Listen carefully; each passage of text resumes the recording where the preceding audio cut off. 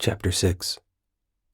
As the sun began to set, Andorn found himself looking to the horizon more often than before. Every noise that might herald the arrival of his companions drew his attention, yet still they hadn't arrived. While he sat by the fire and looked over the plans he had made for the guild hall for the 1000th time, Yarlin put the finishing touches on the barrel he had repaired.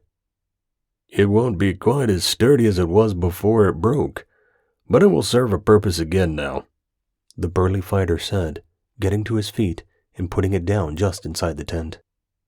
I'm sure Widow Venton will appreciate it. Aye, but appreciation doesn't pay for drink or fill our bellies. No, it doesn't, but she offered us what little she had when we were there, and we've taken care of that matter for the time being. Yarlin sighed and sat beside him. Going to cost us a fair bit more to get this building done, though, isn't it? It is. We could do with more money, if only for the stone we'll have to buy. Andorn let Yarlin look over the plans, already knowing them well enough he could see them in his sleep. He also needed to decide what to do with that flame, but the answer hadn't come to him yet. As another noise off from the forest's edge drew his attention, he looked up. Thorgrim came hurrying along, puffing a little after the slight climb, doing nothing to keep quiet.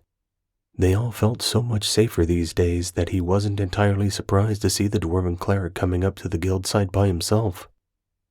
The girls aren't with you? He asked. No, they popped into the temple about lunchtime, he replied, sitting himself down on a log near the open fire. But I assumed they'd be up here already, or I would have waited for them and aided their travel as I could. Andorn frowned, considering what to do next. He wouldn't be able to rest without knowing they were safe, and he didn't like the idea of them wandering the woods after dark. Although Saria could see well in the low light and had Ulfr with her, and Mira was more than a skilled fighter herself, bandits and otherwise unsavory characters were more likely to prey on two females of their species than males. Any would-be robbers might get a surprise, but it worried Andorn anyway. But the sun soon vanished behind the hills and trees, and the light beneath the spring foliage grew gloomier and gloomier. I'm sure they'll arrive soon, Yarlin said, when his stomach rumbled for the second time. Let us prepare a meal, and the smell will draw them if nothing else.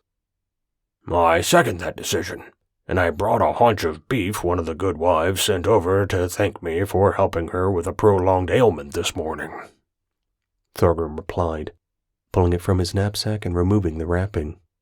It was freshly cooked this morning, and slices would come to no harm fried over the fire. A wonderful idea. We have mushrooms and bread as well. Yarlin got to his feet to fetch some of the stash they'd put back in their burrow. It helped keep the food cold, even in the midday sun, and Yarlin had proved skilled at knowing when food should not be consumed and how to prepare something a little older. Apparently, he had paid attention while sailing, and Andorn had no reason not to believe him. I will walk to the road and see if I can detect them coming up, Andorn said, wanting to have space to think as much as find them before it was entirely black. Neither of his companions responded, both of them far too busy with the thought of a good dinner to think beyond it. So far, all of them had been willing to help in any way he asked, and they were kind enough. But he was clearly leading them, and he wasn't entirely sure he wanted so much responsibility, especially not when there was also the matter of a sentient flame that needed both freedom and preventing from burning down a forest or nearby towns.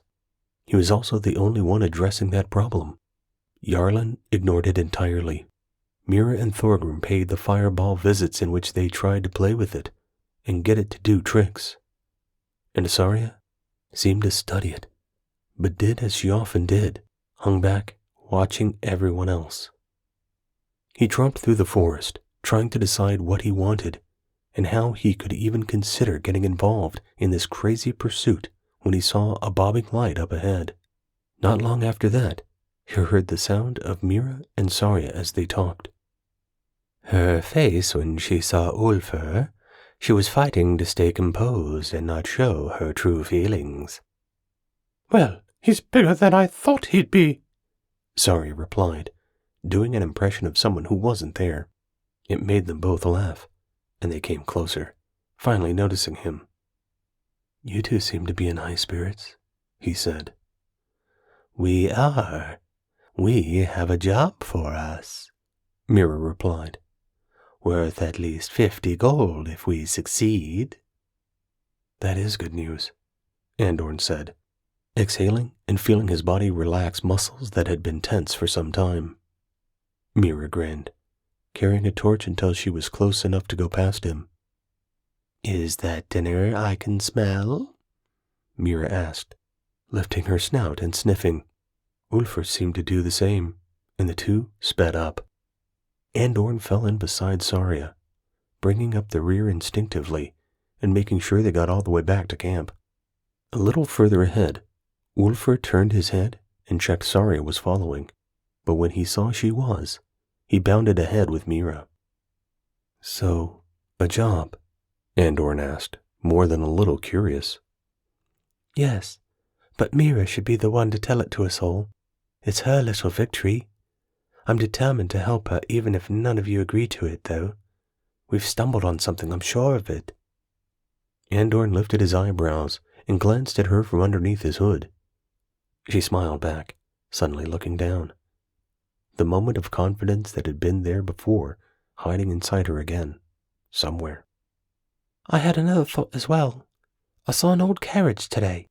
A large one, most of it made of metal gilded onto wood. It was broken. But I wondered if we could fix it up, and Thorgrim can work out a way to enchant the interior. It might be useful for our little friend." "For him to come with us when we travel?" "It's possibly safer than leaving him behind. We could all ride on the carriage as well." "We'd need horses, and stabling, and—" Andorn trailed off, the cost making him angry. Was he the only one who thought about money? "I know, but no one else was making any suggestions at a solution, and that flame ball won't be happy down there forever." Saria snapped, speeding up a little. "I'm sorry," Andorn replied. "The idea's a good one, but it won't be one we can use right away. We can do very little right away. We're too poor." Andorn chuckled, and Saria smiled again, the anger between them already gone. Surprised, but pleased at everything she'd said, Andorn walked along in silence. Everything he had been worrying about, the money, the lack of help from the others in solving their problems, had been baseless fears. In the space of a few minutes, both Mira and Saria had contributed to their situation. Even Jarlan had talked of investments and shown an understanding of what was necessary. Thorgrim already brought in a small wage from his priestly duties, paid for by the mayor. Because he wasn't the official priest, it was only half the usual wage, the temple beneficiary normally paying the other half, but it was a wage, and had kept them going. Maybe Andorn could help this group create a home after all. Maybe he could lead them through the process of forming a guild, and protect their ward along the way. By the time they reached the clearing, Jarlan was putting a bowl of food down in front of Ulfr. The wolf so keen, he didn't wait until it was down on the ground before he stuck his head into it and started eating. Jarlan then carried on dishing up 5 plates of food, Thorgrim finishing the last of the cooking. Mira pulled a couple of wine bottles from her satchel as she also sat down. "Oh, you wonder of a person," Jarlan replied as she passed one over and dived into the tent to get mugs for it. "Wine?" Andorn asked. Immediately, Saria chuckled beside him.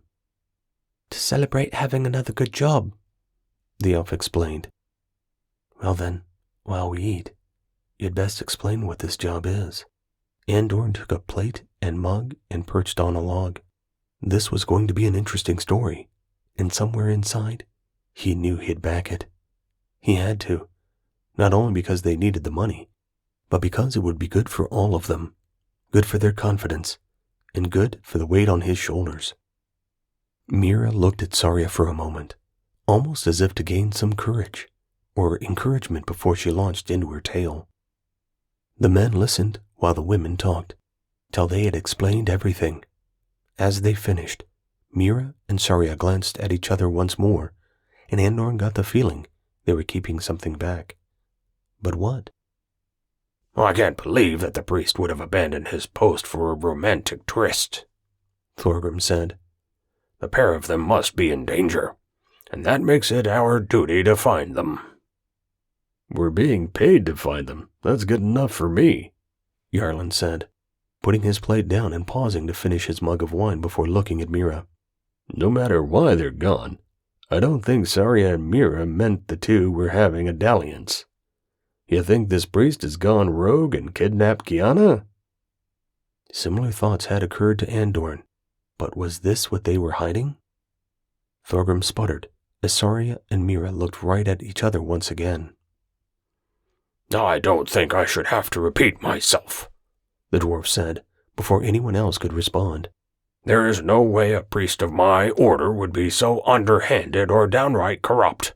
Our goddess forbids such things. It wouldn't be the first time someone had done something naughty or evil, Yarlin replied. And they never got smitten by an angry or vengeful god.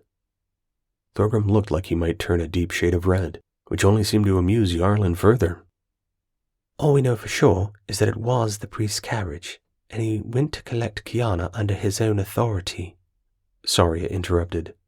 We know nothing of his reasons or hers, nor what wasn't seen by Ethel. It doesn't appear that the priest was being forced to do anything, but it doesn't truly matter. I think we should find them. We should find them as soon as we can. That sums up my thoughts as well, Andorn added, not sure how long it had been since someone close to him had been so like-minded he'd been able to utter the same sentiment. We'll get a good night's sleep tonight.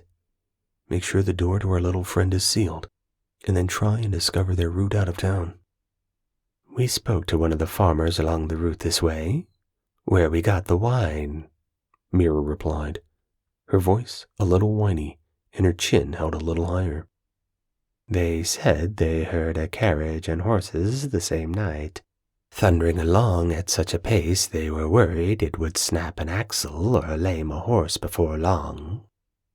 Then it's safe to assume they came this way and went on to the nearby town on the other side of the pass. So we shall do the same. If we try to trace their steps, we should gain more information about who took whom and why. They must have stopped to rest the horses somewhere, and someone will have seen them. Andorn stopped, as the others were all staring at him. Although he had not intended to process his thoughts out loud, it had definitely been helpful. If we have a plan, let us visit our little friend. He'll be lonely, Thorgrim said, stomping a little as he got up and hurried towards the tent. A frown was fixed on his face, so deep that if he had been human, it would have looked like a pout.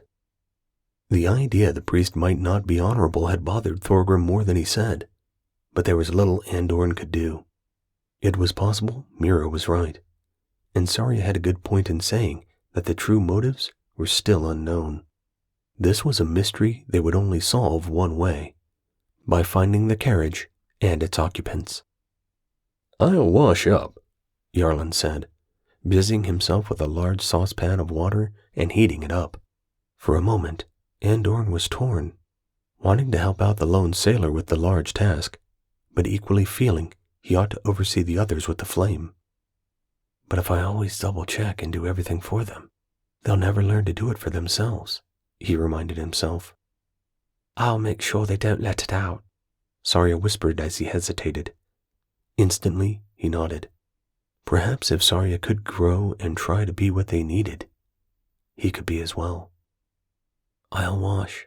You can dry them and put them away, Andorn said to Yarlin, putting the flame ball out of his thoughts for a moment. Yarlin blinked for a moment, but nodded and moved over, a smile appearing on his face again. Yes, perhaps they could all grow on their new adventure.